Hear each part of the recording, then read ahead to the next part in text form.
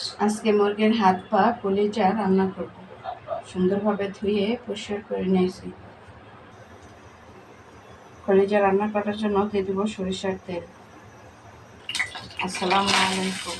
দিয়ে দিচ্ছি বেশ কয়েকখানি পেঁয়াজ কুচি। পেঁয়াজটা ভালোভাবে ভাজিয়ে নেব। দিয়ে দেবো দারচিনি, লবঙ্গ, এলাচ, তেজপাতা, কাঁচামরিচ।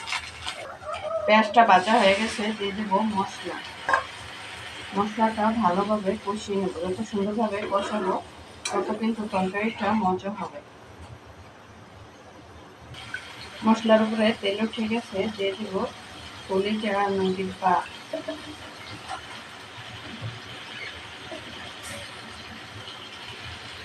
10 মিনিটের মতো ভালোভাবে কষিয়ে নেব। এই কলিজাটাও যত সুন্দরভাবে কষাবো তত কিন্তু মজা হবে।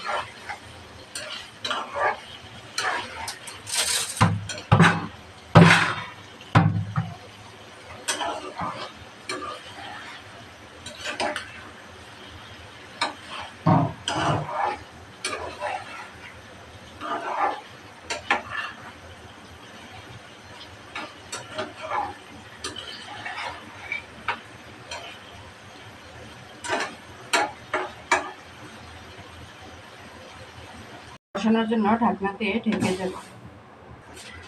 কলিজা থেকে অনেক ঝোল বের হয়েছে, এই ঝোলে কষানো হয়ে যাবে। কলিজা কষানো হয়ে গেছে, দিয়ে দেবো আলু। সিদ্ধ হওয়ার জন্য দিয়ে দেবো ঝোল। ঝোল দিয়ে আলতোভাবে একটু নাড়াচাড়া করে নেব।